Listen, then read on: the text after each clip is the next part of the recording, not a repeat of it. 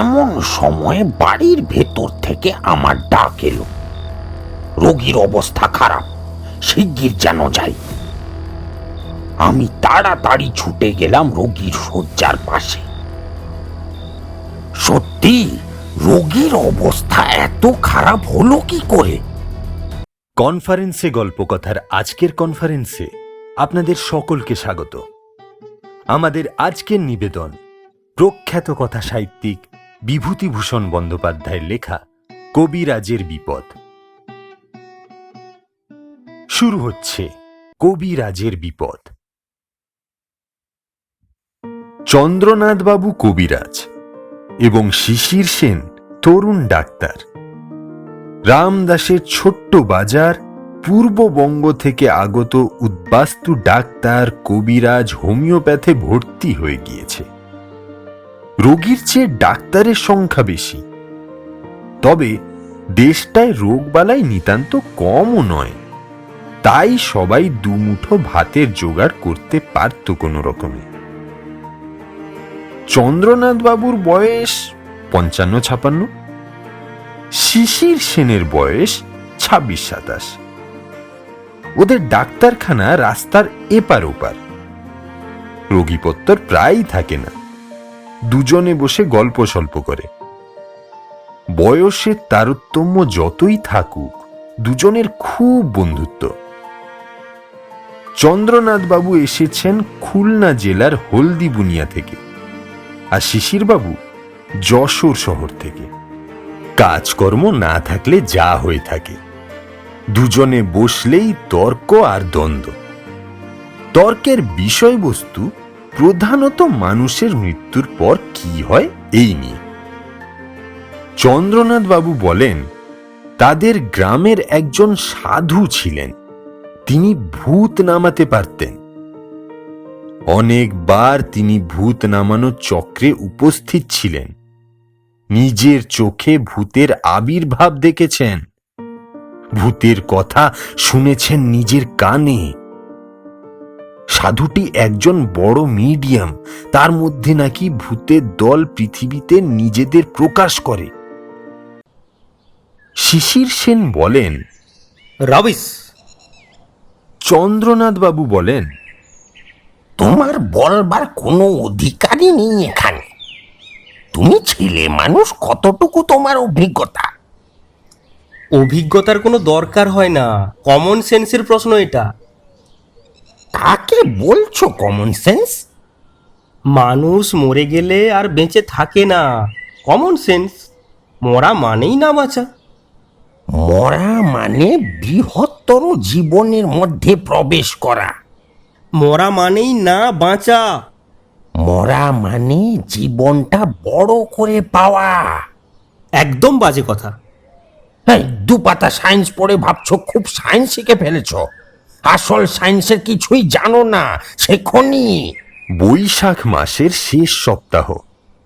এ বছরের মতো এমন গরম এখানকার বৃদ্ধ লোকেরাও সেখানে কোনোদিন দেখেনি। শিশির সেন বেলা ৫:৩০টার সময় এসে ডাক্তারখানা খুললেন। না, টিনের বারান্দা তেতে আগুন হয়েছে, এখনো ঘরের ভেতর বসা সম্ভব নয়। সামনের পানের দোকানিকে বললেন, অভয়, রাস্তাটাতে একটু জল ছিটিয়ে দিও, এক্ষুনি লরি গেলে আবার ধুলোয় চারিদিক অন্ধকার করে দেবে। ও কবরেজ মশাই, কে? বাইরে আসুন না। যাই। কতক্ষণ এলেন? আমি আজ বাসায় যাইনি, দুপুরে এখানেই শুয়েছিলাম। খেলেন কোথায়? রামজীবন তরফদারের স্ত্রীর শ্রাদ্ধ গেল আজ, কি না, নিমন্ত্রণ ছিল। আসুন আমার বারান্দায়, চা খাবেন? না মশাই, এই গরমে চা, দুপুরে লুচি ঠেসে। ডালটা ঘিয়ের তো? নইলে আর কোথায় পাচ্ছে গাওয়া ঘি? না মশাই, ও নেমন্তন্ন না খেয়েই ভালো করেছি। খেলে অম্বল, না হয় পেটের অসুখ, আর এই গরমে। চন্দ্রনাথ বাবু ডাক্তার সেনের বারান্দায় এসে বসলেন এবং চাও খেলেন। পরে যথারীতি ভূতের গল্প শুরু হয়ে গেল। চন্দ্রনাথ বাবুর মধ্যে একটি সমরপটু আত্মা বাস করে। অবিশ্বাসীর সঙ্গে যুদ্ধ করেই তার তৃপ্তি। শিশির সেন ভূতে বিশ্বাস করুক না করুক তাতে চন্দ্রনাথ কবিরাজের কি? জিনিসটা যদি সত্যিই হয় তবে শিশির সেনের অবিশ্বাস সেটার কি হানি করতে পারে? চন্দ্রনাথ বাবু সেটা বোঝেন না এমন নয়, বোঝেন সবই। তবু যদি একজন অবিশ্বাসীকেও একদিন আলোতে এনে হাজির করা যায়। ইসলাম ও খ্রিস্ট ধর্মের দিগ্বিজয়ী প্রচারকদের আশা যেন তার মধ্যে এসে বাসা বেঁধেছে। সত্যের আলোতে এসব অসৎ মূর্খ ছেলে ছোকরাদের আনতেই হবে, তবেই প্রকৃত শাস্তি দেওয়া হবে এই দাম্ভিকদের। স্বার্থবাদী ছোকরা দাম্ভিকের দল দুপাতা সায়েন্স পড়ে সব শিখে ফেলেছে। চন্দ্রনাথ বাবু জানতেন না শিশির সেনের মতো ছোকরা তার সম্বন্ধে কি মনে করে। ওরা আড়ালে মুখ টিপে হেসে বলে, বুড়ো একদম সেকেলে, কুসংস্কারে ভরা। ইংরাজি তো তেমন জানে না, কবরেজি করত, সংস্কৃত জানে একটু আধটু, দৃষ্টিভঙ্গি একেবারে ঊনবিংশ শতাব্দীর। কি করি, মেশবার কোনো লোক নেই এসব জায়গায়। কার সঙ্গে দুটো কথা বলি? নইলে ওই বুড়ো হাবড়ার সঙ্গে বন্ধুত্ব আমার, রাম ও রাম। একটু পরে হঠাৎ পশ্চিম দিগন্তে অন্ধকার করে একখানা বড় কালো মেঘ উঠল এবং কিছুক্ষণ পরে কালবৈশাখীর ঝড় শুরু হয়ে গেল। চন্দ্রনাথ কবিরাজ নিজের কবরেজখানার জানলা দরজা বন্ধ করতে ছুটে গেলেন। ধুলোয় চারিদিক অন্ধকার হয়ে উঠল। বড় বড় ফোঁটায় বৃষ্টি পড়তে শুরু হলো বটে, কিন্তু বৃষ্টি বেশি না হয়ে ঝড়টাই হলো বেশি। ডাক্তারখানার সামনের অশ্বত্থ গাছের একটা ডাল ভেঙে উড়ে এসে পড়ল শিশির সেনের ডাক্তারখানার দরজার সামনে। বৃষ্টি ভেজা সোঁদা মাটির গন্ধ বেরুবার সঙ্গে সঙ্গে বাতাস ঠান্ডা, গরম একদম কমে গেল। চন্দ্রনাথ বললেন, আহ, বাঁচা গেল, শরীর জুড়িয়ে গেল যেন। কতদিন পর একটু বৃষ্টি পড়লো আজ মাটিতে। চা খাবেন একটু? তা হলে মন্দ হয় না, আনাও আর একটু। এই সময় বৃষ্টিটা বেশ জোরেই এলো, বর্ষাকালের বৃষ্টির মতো। চন্দ্রনাথ কবিরাজের কবরেজখানার ঘরের চালের ছাঁচ বেয়ে অবিরল ধারে জল গড়িয়ে পড়তে লাগলো। রাস্তায় জল জমে উঠল আধ ঘন্টার ভেতর।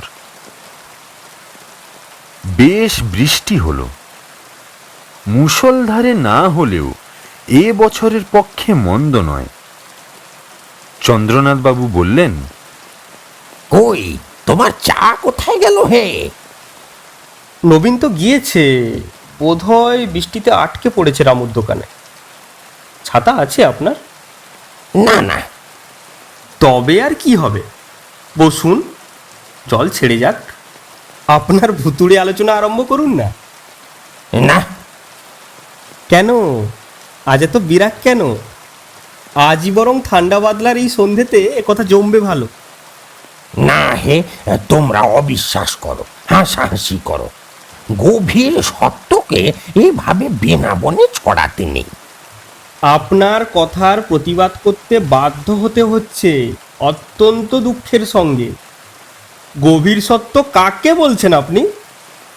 মানুষের জীবন ও মৃত্যু অদ্ভুত রহস্যময়। গভীর রহস্য দিয়ে ঘেরা আমাদের এই জীবন। মানুষ মরে না, ভগবান অনন্ত করুণার আকর। এই হলো গভীর সত্য। আরো সংক্ষেপে শুনতে চাও? মানুষ অমর। শিশির সেন হেসে বলে উঠলেন, তবে আপনি কবরেজি করেন কেন? মানুষ যদি অমর তবে? তার এই দেহটা অমর নয়, তাই কবিরাজি করি। আর এতদিন পরে কথাটা বলি, কবিরাজি করতে গিয়েই এই সত্যটা টেরও পেয়েছি। কিভাবে? এই সময় নবীন চাকর ভিজতে ভিজতে চা নিয়ে এসে টেবিলের ওপর রাখল। শিশির সেন বললেন, বিস্কুট কই রে? আনিস নি? যা নিয়ে আয় চারখানা, দুটো সিগারেটও নিয়ে আসবি। আসুন, এইবার বলুন কিভাবে? চন্দ্রনাথ কবিরাজ চা খেতে খেতে গম্ভীর মুখে বললেন, না, ও সব নিয়ে ঠাট্টা নয়, বাদ দাও। না না, রাগ করবেন না। কি করে সত্যটা টের পেলেন কবরেজি করতে গিয়ে, বলুন না। বেশ বাদলার সন্ধেটা। না, আমি বলবো না, ঠাট্টার ব্যাপার নয় সেটা। তোমরা হাসবে আর আমি ভেবেছ আমার জীবনের অত বড় একটা অভিজ্ঞতা। আমি কবে আপনাকে ঠাট্টা করেছি এ নিয়ে? সত্যি বলুন। চন্দ্রনাথ কবিরাজের মনটা যেন একটু নরম হয়ে এলো। তিনি চা খেতে খেতে শুরু করলেন নিজের গল্পটি। আমি নিজে যা দেখেছি তা অবিশ্বাস করি কি করে। ঘটনাটা গোড়া থেকে বলি। পাকিস্তানে আমার বাড়ি ছিল খুলনা জেলার হলদিবুনিয়া গ্রামে। আমার বাবার নাম ছিল ত্রিপুরাচরণ শাস্ত্রী। সেকালের বড় নাম ডাকওয়ালা কবিরাজ ছিলেন তিনি। বাবা বড় কবিরাজ ছিলেন, তার পসার পেলাম আমি। বাবা তখনও বেঁচেই আছেন, তবে কাজকর্ম করেন না। ইদানিং পক্ষাঘাত রোগে একদিকে অঙ্গ অচল হয়ে গিয়ে শয্যাগত ছিলেন একেবারে। নাম করা সেকেলে কবিরাজের ছেলে হিসেবে বড় বড় বাঁধা ঘর ছিল, যারা অসুখে বিসুখে আমাকে ছাড়া আর কোনো চিকিৎসককে ডাকত না। মালমাজির পাকড়াশি জমিদার ছিলেন এমন একটি বাঁধা ঘর। সেবার কার্তিক মাসের শেষে জমিদার হরিচরণ পাকড়াশি ডেকে পাঠালেন তার ছেলের অসুখ। আমি গিয়ে দেখলাম ছেলেটির বিষম জ্বর, যাকে আপনারা বলেন টাইফয়েড। 15-16 বছর বয়সটা ও রোগের পক্ষে তত সুবিধাজনক নয়। আমাকে জমিদার বাবু হাতে ধরে অনুরোধ করে বললেন, আপনাকে এখানে থাকতে হবে কবিরাজ মশাই। যা লাগে আমি আপনাকে তাই দেব। ছেলেকে বাঁচিয়ে দিন। আমি রোগীর অবস্থা দেখে ভয় পেয়ে গেলাম। পেট ফাঁপা, বুকে সর্দি কাশি, নাড়ির গতি আপনারা যাকে বলেন ইন্টারমিটেন্ট, ভুল বকা, সব খারাপ লক্ষণই বর্তমান। বাঁচানো বড়ই কঠিন। ভগবান ধন্বন্তরীকে স্মরণ করে কাজে লেগে গেলাম। সেদিন সন্ধ্যার পর নারীর অবস্থাটা ভালো করে আনলাম। পেট ফাঁপাও অনেকটা কমে গেল। ভুল বকুনি খানিকটা কমল। আমি খানিকটা নিশ্চিন্ত হয়ে বিশ্রাম করতে গেলাম রাত্রি 1 প্রহরের পর। পাকড়াশি জমিদারদের বাড়ি দোমহলা। বাইরে একদিকে দোলমঞ্চ, নাট মন্দির আর গোবিন্দ মন্দির, ডাইনে সদর কাছারি আর মহাফেজখানা। মহাফেজখানার দক্ষিণে আমলাদের থাকবার কুঠুরি সারি সারি অনেকগুলি। আমলাদের বাসার পূব দিকে বড় পুকুর।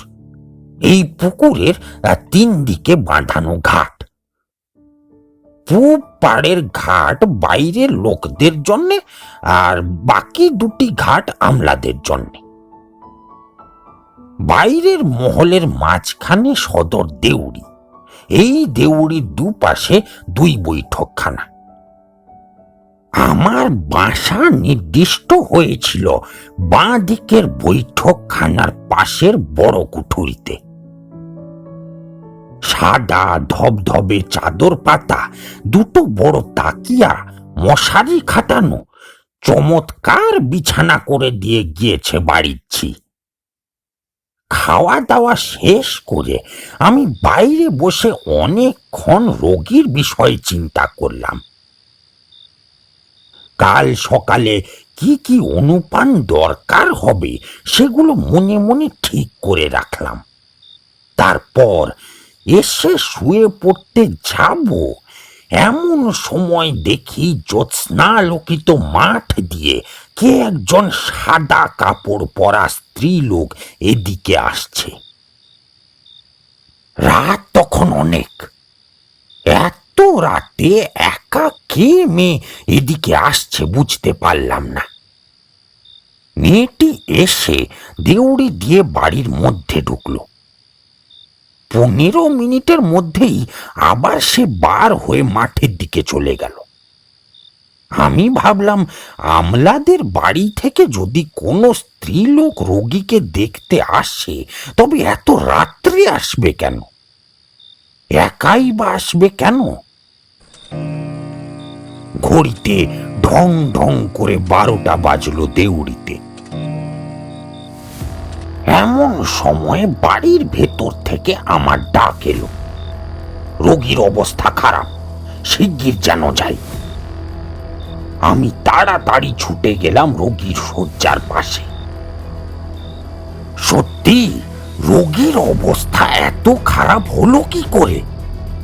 1.5 ঘন্টা আগেও দেখে গিয়েছি রোগী বেশ আরামে ঘুমোচ্ছে। এখন তার জ্বর হঠাৎ বড্ড নেমে গিয়েছে, অথচ চোখ দুটো জবা ফুলের মতো লাল। নাড়ির অবস্থা খারাপ। জ্বর এত কম দেখে ঘাবড়ে গেলাম। বেজায় ঘামতে শুরু করেছে রোগী। মস্ত বড় সংকটজনক অবস্থার মুখে এভাবে এসে পড়ল কেন হঠাৎ করে? তক্ষুনি কাজে লেগে যাই। আমিও ত্রিপুরা কবিরাজের ছেলে, উপযুক্ত গুরুর শিষ্য, দম্বার পাত্র নই। ঘন্টা 2 মধ্যে রোগীকে চাঙ্গা করে তুলে শেষ রাত্রে ক্লান্ত দেহে বাইরের ঘরে বিশ্রাম করতে গেলাম। এক ঘুমে একেবারে বেলা 8টা। উঠে রোগী দেখে এলাম। বেশ অবস্থা, কোনো খারাপ উপসর্গ নেই। সারা দিন একভাবেই কাটল। রোগীর অবস্থা দেখে বাড়ির সকলে খুব খুশি। আমার সারা দিনের মধ্যে বিশেষ কোনো খাটুনি নেই। দুপুরবেলা খুব ঘুম দিলাম।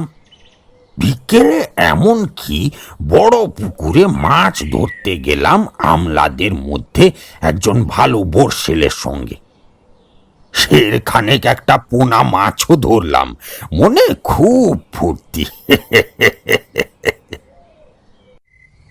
সেদিন রাত্রে বাইরের ঘরে শুয়ে আছি, এমন সময় দেখি দূরে মাঠের দিক থেকে যেন সেই স্ত্রীলোকটি এদিকে আসছে। আজ সারাদিনের মধ্যে মেয়েটির কথা একবারও আমার মনে হয়নি। এখন আবার তাকে আসতে দেখে ভাবলাম, ইনি নিশ্চয়ই এদের কোনো আত্মীয় হবেন। দূরে গ্রাম থেকে দেখতে আসেন ঘরের কাজকর্ম সেরে। কিন্তু একা আসেন কেন? হঠাৎ মনে পড়ে গেল, কাল এই মেয়েটি রোগীকে দেখে চলে যাবার পরেই রোগীর অবস্থা খুব খারাপ হয়ে গেছিল। মনটা যেন খারাপ হয়ে গেল। মেয়েটি দেউড়ি দিয়ে বাড়ির মধ্যে ঢুকলো। দেখে আমার বুকের মধ্যেটা ঢিপ ঢিপ করতে লাগলো, কেন কি জানি। কান খাড়া করে রইলাম বাড়ির দিকে। আরামে ঘুমোতে যাচ্ছিলাম, কিন্তু বিছানা ছেড়ে চেয়ারে বসলাম। ঘড়িতে ঠিক সে সময় 12টা বাজল। হঠাৎ দরজার কাছে কি শব্দ হলো। মুখ তুলে দেখি সেই স্ত্রীলোকটি একেবারে আমার ঘরের মধ্যে এসে দাঁড়িয়েছেন। বেশ সুন্দরী, ধপধপে শাড়ি পরা, 40-এর মধ্যে বয়স, কপালে সিঁদুর। আমার মুখ দিয়ে কোনো কথা বেরুবার আগেই তিনি আমার দিকে আঙ্গুল বাড়িয়ে হুকুমের সুরে বলতে আরম্ভ করলেন, শোনো, তুমি এই ছেলেকে বাঁচাতে পারবে না, তুমি বাড়ি যাও। আমার মুখ দিয়ে অতি কষ্টে বেরুলো, কেন মা, আপনি কে? আমার শরীর যেন কেমন ঝিমঝিম করে উঠল, সমস্ত ঘরটা যেন ঘুরছে। হঠাৎ কেন এমন হলো কি জানি। তিনি এক দৃষ্টে আমার দিকে চেয়ে বললেন, শোনো, আগুন নিয়ে খেলা করো না, একে আমি নিয়ে যাব, এ আমার ছেলে। ওর বাবা আবার বিয়ে করেছেন আমার মৃত্যুর পর। সৎ মা ওকে দেখতে পারে না, বহু অপমান হেনস্থা করে, আমি সব দেখতে পাই। আমার স্বামী অনেক কথা জানেন না, কিন্তু আমি সব জানি। আমি আমার ছেলেকে নিয়ে যাবই, কাল রাত্রেই নিয়ে যেতাম, তোমার জন্য পারিনি। তুমি চলে যাও এখান থেকে, ওকে বাঁচাতে পারবে না। আমার সাহস ফিরে এলো। হাত জোড় করে বললাম, মা, আমি বৈদ্য, আমার ধর্ম প্রাণ বাঁচানো। আমার ধর্ম থেকে আমি বিচ্যুত হব না কখনোই।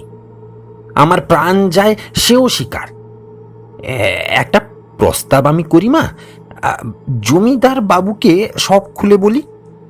অসুখ সারবার পরে তিনি ছেলেকে যাতে কোনো ভালো স্কুলের বোর্ডিংয়ে রেখে দেন, এ ব্যবস্থা আমি করব। এ যাত্রা আপনি ওকে নিয়ে যাবেন না। যদি আবার ওর উপর অত্যাচার হতে দেখেন তখন নিয়ে যাবেন, আর আমিও আসবো না। দয়া করুন জমিদার বাবুকে, তিনি বড় ভালোবাসেন এই ছেলেকে। তিনি বললেন, বেশ, তাই হবে।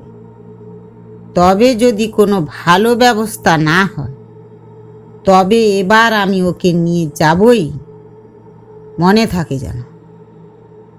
তখনই যেন সে মূর্তি মিলিয়ে গেল।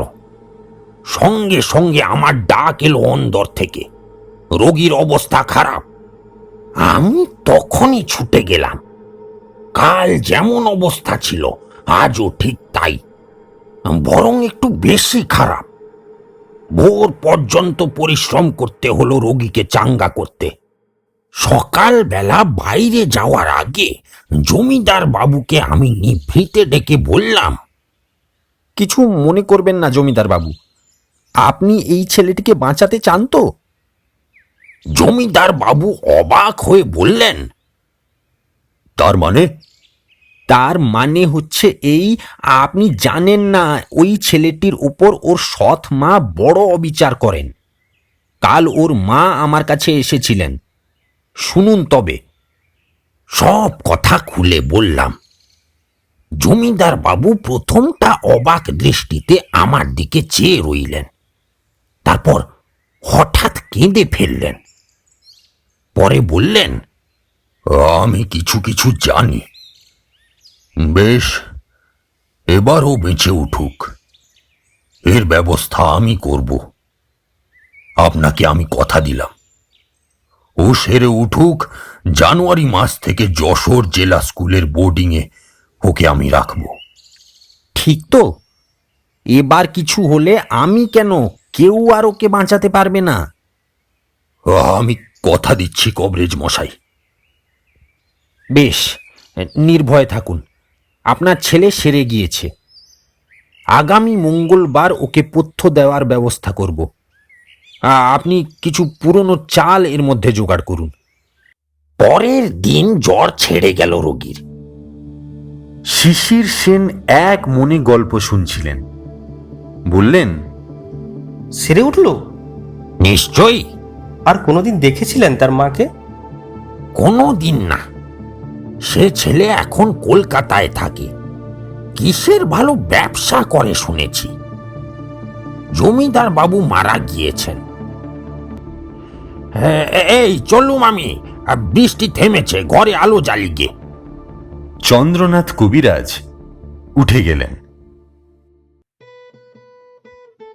শুনছিলেন বিভূতিভূষণ বন্দ্যোপাধ্যায়ের লেখা কবিরাজের বিপদ। গল্প পাঠে চন্দ্রনাথ কবিরাজ এবং জমিদারের চরিত্রে আমি কল্যাণ, শিশির সেন শুভায়ন, অজ্ঞাত মহিলা আলপনা সামন্ত, সম্পাদনা ও আবহ সঙ্গীতে কল্যাণ ও শুভায়ন। শেষ হলো আমাদের আজকের কনফারেন্স। যাবার আগে লাইক, কমেন্ট, সাবস্ক্রাইব আর বন্ধুদের সাথে শেয়ার করতে ভুলবেন না কিন্তু। Till next time.